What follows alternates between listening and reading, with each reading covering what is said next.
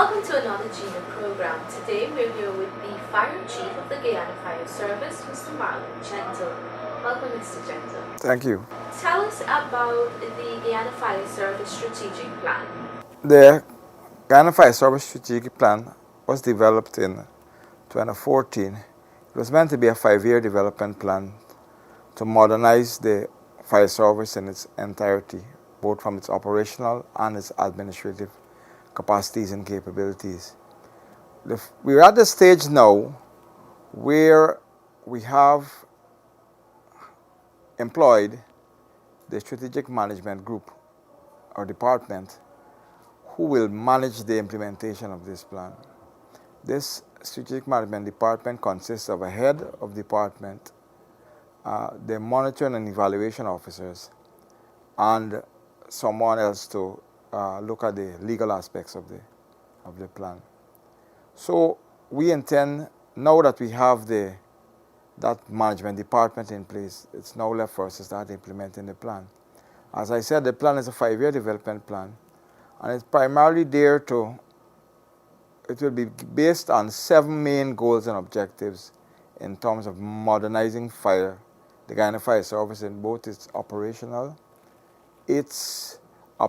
capacities, as well as looking at legislative framework, our entire expansion phases and expansion programs, and of course the emergency medical services that we want to bring back onto stream within the Guyana Fire Service. Let's start from the bottom, the emergency medical stream. Earlier this year, about a month or two back, we had trained some firefighters to be part of this EMS. Can you give us an update on the developments of the EMS? The EMS, or what is known as will be known as the Guyana Emergency Medical Services, will be a collaborative effort between the Ministry of Public Health and the Ministry of Public Security, and in particular the Guyana Fire Service, which will be the agency working along with the Ministry of Public Health in realizing this whole national emergency medical services, as it will be termed. It's really to provide emergency medical services to the length and breadth of Guyana in 3 main categories: an ambulance service, a marine ambulance service, and also have the capacity and capabilities to also mount air ambulance operations. But that's down the road. Right now we are looking to implement this plan in phases, with the first phase being starting with the most populated region in Guyana, which is Region 4. We intend to roll out sometime in November the first phase of this EMS program, utilizing collaborative ambulances from the Guyana Fire Service and those that will be made available to us from the Ministry of Public Health. We intend to use 4 pilot fire stations in this launching phase and the Project Dawn facilities to launch the Region 4 ambulance services. This will cover an area from the Timeri catchment area onto the East Coast and around Enmore, somewhere around Enmore, in the vicinity of Enmore, which we will have in between 4 to 5 ambulances being available to service these communities. The collaboration will be, or has started as a matter of fact, with the training of the emergency medical technicians who are now certified by the Ministry of Health. We have so far 14 new persons who are employed by the Guyana Fire Service and who have been trained and certified as emergency medical technicians. Right now in the Guyana Fire Service, we have those persons in here. They're going through some other preparatory training to launch this service. It is expected that these 14 EMTs will be augmented from the existing emergency medical technicians from the Georgetown Hospital, who will merge together to form this Region 4 unit. Also, for administrative and technical services in terms of especially in the medical field, we are expecting to have a medical director who will be a specialist in emergency medicine, a chief emergency medical technician who will see the day-to-day routine operations of the emergency medical technicians. And of course, they will be supported by the operational aspects of the Guyana Fire Service to support the ambulances and support maintenance and so on of these ambulances. We are aiming to have, when this Region 4 is launched, to use it as the tester so that we could test and adjust. You know, sometimes when we roll these plans out there, maybe some issues that will come along the way that we may have to maybe adjust to accommodate. So that's why we're using Region 4, which is by far the most populated region in Guyana, to do the pilot project. And then we phase in after that. We intend to phase in next year onto the East Berbice area and maybe some parts of Region 3 onto Parika. The intention there is to equip all of the fire stations within these areas with an ambulance, at least one ambulance, and staff to man the ambulance on a 24-hour basis. You mentioned 4 fire stations.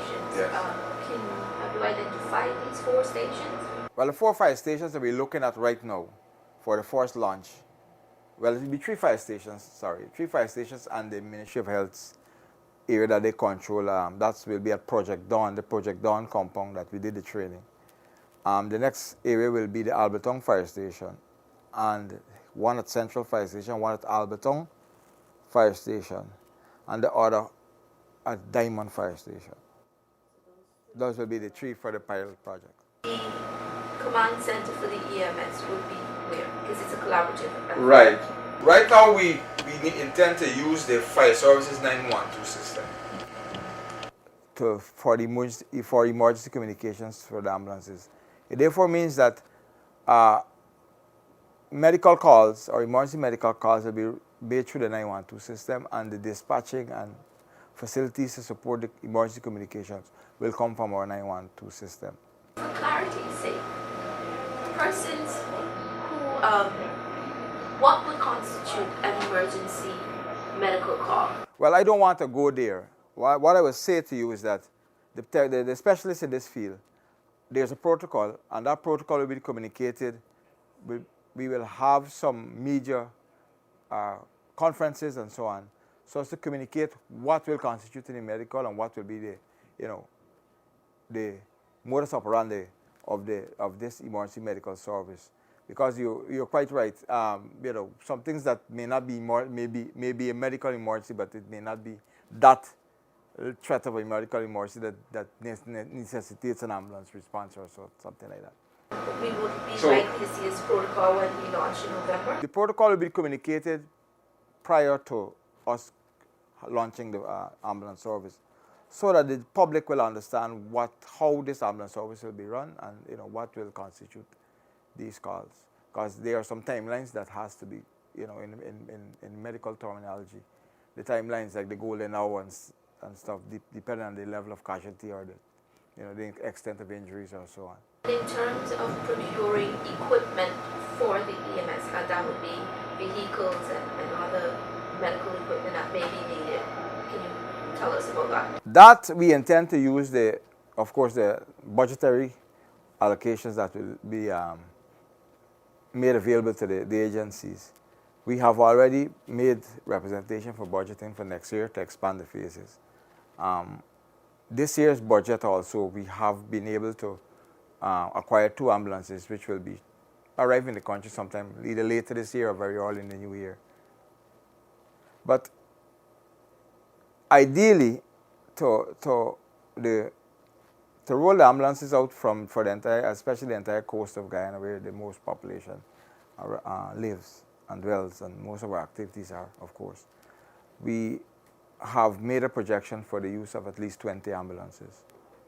So the division or the ambulance, the emergency medical unit, the collaborative emergency medical unit will comprise of somewhere between 20 ambulances and about 160 staff running that entire ambulance division at the end of the program, when we have the entire program rolled out.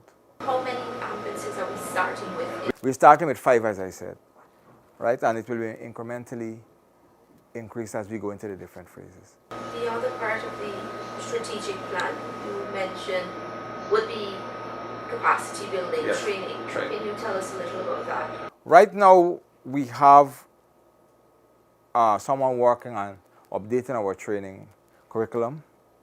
We have also gone a far way in developing our training institution, which is the Lenora Training Complex.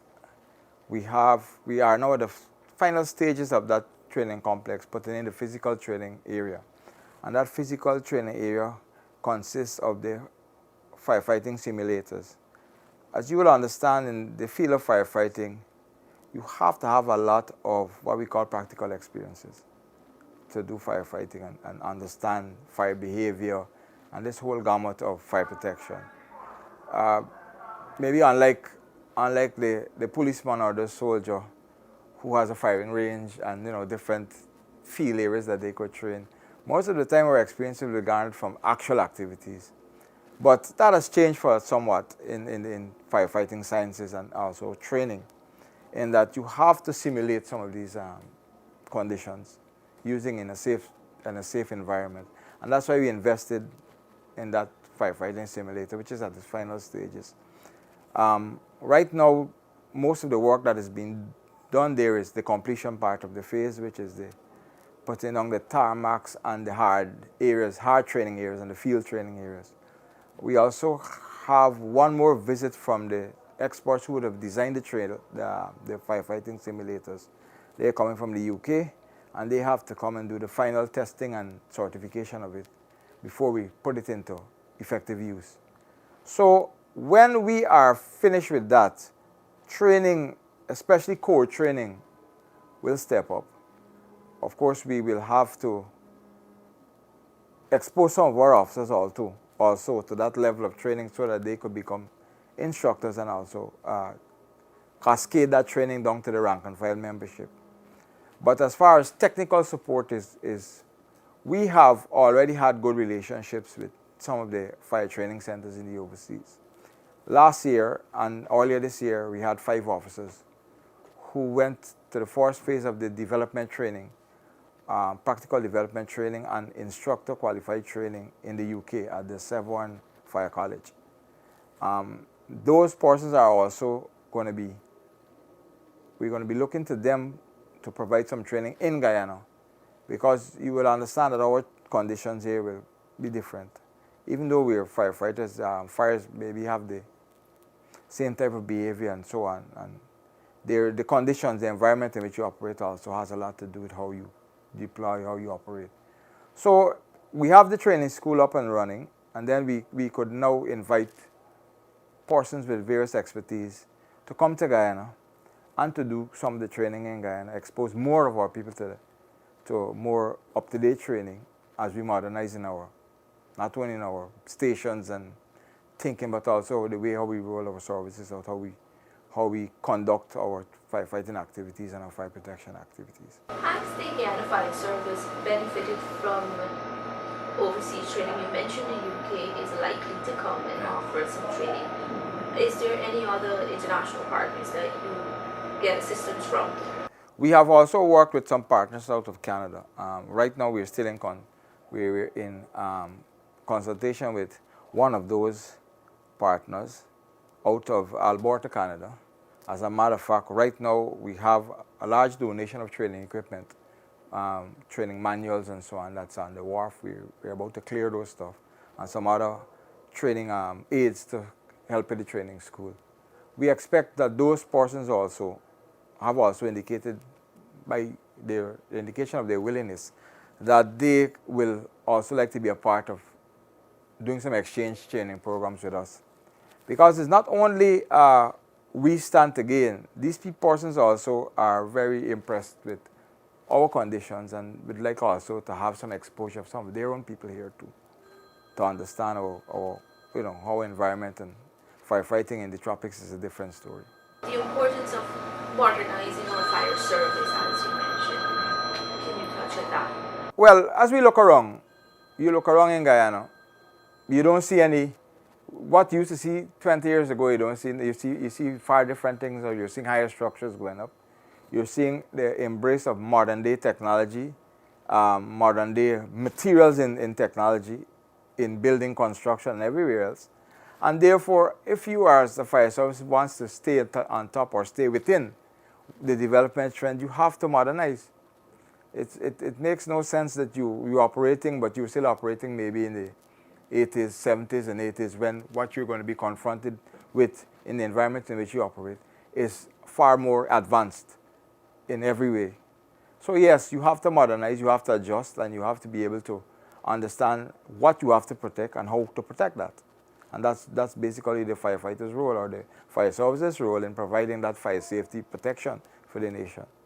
Training is part of that modernization. Of course. I would assume procuring the right equipment would be the other part.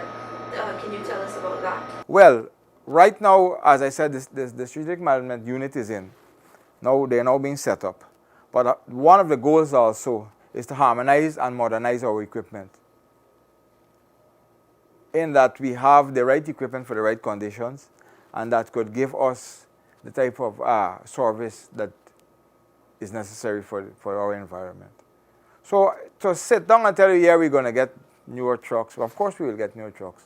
But it is more than just saying, yeah, modern equipment. It has to be scientifically and some structurally done in such a way that whatever we acquire and we procure also has a bearing on what Guyana's development is. Because if I to elaborate, we also have to look at a marine firefighting capacity also. Because Guyana, there's no doubt Guyana will always be a country that imports and also exports. And therefore, wharfing, warehousing, what goes on in our harbors will also have some level of risks involved. And therefore, as a national fire service, you need to be also focusing not only on what happens on land, but what happens in our waterway, especially our ports of entry and our harbors.